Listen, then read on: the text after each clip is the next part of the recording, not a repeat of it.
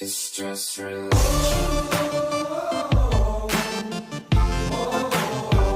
It's just religion. Have you seen that the government is planning another vote on euthanasia? What terrible times we live in. Yes, I agree. What if it remains illegal? Who knows how long it'll be until the next vote and we can finally get it pushed through. Wait, what? You're in favour of euthanasia? I thought you'd be against it. And I thought you'd be for it. Euthanasia would enable people to end their lives humanely and die with dignity. I get a say over all the other aspects of my life. It only makes sense to extend the same courtesy to my death. How can someone make a clear decision about something as different as life and death if they're in great pain or incredibly aged?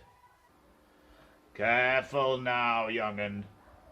I'm just saying, people might not be able to make sound decisions if their judgment is impaired by health issues. Be that as it may, it's not really anybody else's business what I do with my body, and that includes if I want to stop occupying it by dying. It's not for the state to prevent me from dying, and I want a doctor to help me do it painlessly if I've decided I won't recover. But you raise a good point. Many people have had remarkable recoveries and have gone on to lead full lives after they've been written off by doctors. What if somebody ends their life and a cure is found the very next day? We all owe God a death. And if my pet cat Popkins, where is Popkins? Popkins is gone. But if he was suffering, most vets and most people would say that it would be least cruel to have him put to sleep.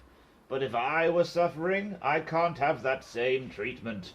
Why do we treat Popkins and other cats better than we treat humans? Because if we start offering euthanasia to people who are old or sick, no offence, these people might start feeling pressurised into choosing death by uncaring relatives, especially if they might get a lot of money in that will. And we can't have that. But you'd never do that now, would you? Besides, there'd be rules and balances put in place to prevent things like that. Keeping people alive on machines for years and years costs a lot of money, which could be better spent on research for medicines and treatments for people who are healthy enough to benefit from them. This is why many doctors choose that job.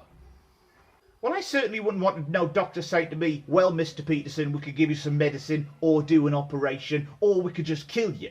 What would that do to trust in doctors? Doctors are healers who promise to do no harm in their hippopotamus oath. You mean Hippocratic Oath? Yeah, that one.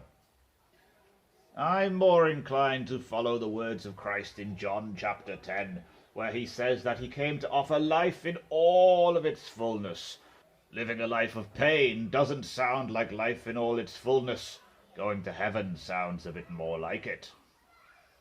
But in the Gospel of Matthew chapter 9, it says Jesus went around healing people of all kinds of disease and sicknesses. He doesn't advocate ending people's lives because they're sick. Quite the opposite.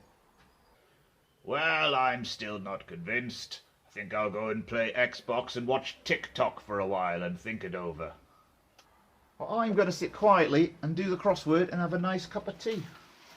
Honestly, the youth of today are out of control.